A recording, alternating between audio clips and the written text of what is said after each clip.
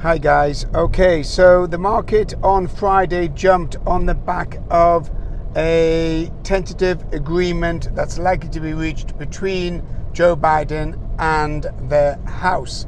The debt ceiling, it's tentative because it's not really officially done. Okay, so it's sort of an agreement in place to stop the US going into default. So you can rely on it, but it's not really solving the actual problem as far as the US is concerned.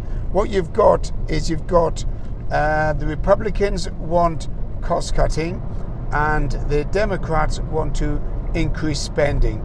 So that's where they are diametrically opposed.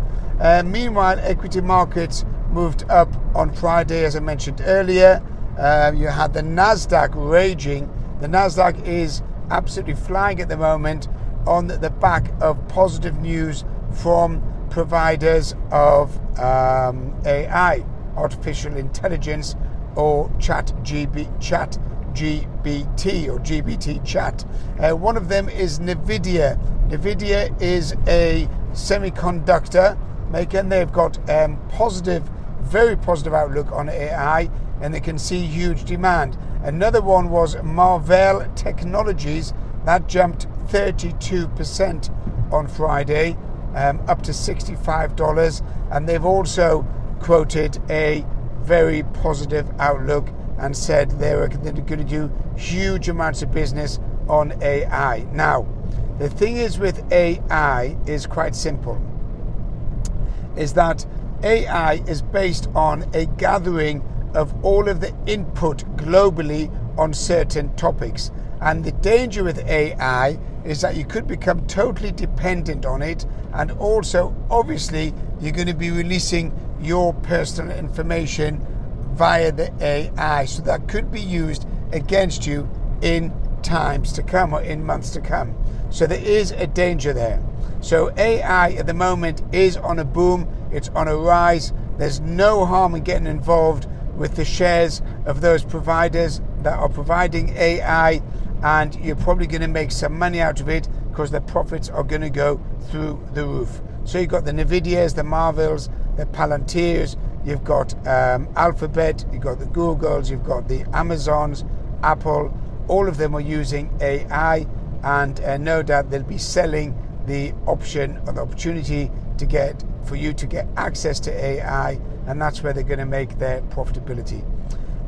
Moving on to interest rates. So the Fed, let's go back a second. So Fred Waller, who spoke on Friday, said that even though there may be a pause in interest rates as far as the US is concerned, there's no way that they're going to stop raising rates. So whatever the state of the economy is at the moment, it looks like the Fed wants to come along and just hammer it into unconsciousness, and that's what's likely to happen with any further interest rate rises. The Fed has been late in interest rate rises, and normally takes around about 12 to 18 months for the effect of those interest rate rises to have an impact on inflation. So considering that last year the rates only became significantly high around about the September-October time, then it's going to be 12 months or 18 months from that date. So you're talking around about 2024, you'll have an impact on inflation. Now inflation, core inflation, is running at particularly high levels, some of the highest in 30 years. And that's what's frightening the central banks, whether it's the Fed, whether it's the ECB, or whether it's the UK. Core inflation is very, very high and very solid, and it's not going down. So you've got headline inflation, which is dropping, but core inflation is not dropping. Energy prices have pushed headline inflation down, but you've got food and housing, which is up there. Notice that home sales houses have not gone down in value. Quite simple, because there aren't a lot of sellers out there, and there's no one selling the property. Then the house prices are not going to fall in the short term, even though interest rates have gone up. So you take a typical mortgage holder who's at the moment got a property that they're paying 2% to 2 or 3 or 4% on their mortgages. When those mortgages come up for renewals, they're going to be paying 6.5%, 7% on the same mortgage, and that's going to impact obviously property prices, and that's going to push prices down, but we're not there yet. The main impact on property has actually come through commercial properties, which have dropped anywhere between 30 and 50% in the US, and that's mainly due to several factors. Number one, violence, crime. Number two, drug addiction in those areas where these industrial areas or the commercial areas have fallen away because they're riddled with crime. And number three, post-pandemic change in culture, where a lot of people are working from home, so there's no need to work from an office. So a lot of businesses see that they can downsize and therefore don't need to pay those high commercial rents. But I have mentioned that before, that commercial property is on the way out, especially in the US. When commercial property goes down, then that is going to impact eventually residential property as well. Going back to interest rates, it looks like there is now a 53% chance of a rate rise in June by the Fed. That's gone up from 20%. So there's now a lot of analysts and investors are putting money on a rate rise at the next June meeting. I personally don't think there will be a rate rise in June.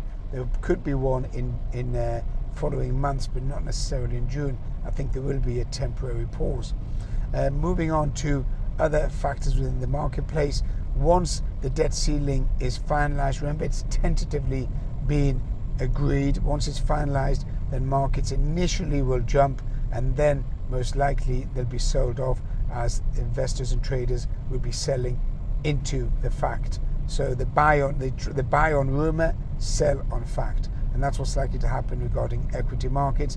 And also regarding foreign exchange markets, you can expect the dollar to continue its slide downwards, which has started at the beginning of this year and is going to continue throughout 2023. So you're going to have further dollar weakness.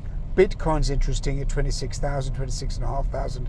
You might see Bitcoin testing the 25,000 level and then move up from there. I cannot see short term that Bitcoin's going to fall below 25,000, but I could be wrong. It's not the first time I'm wrong. Who knows? Okay, so that's it for now. This is Meir Walensky with Driving Markets. You can share, subscribe, comment. Catch you later.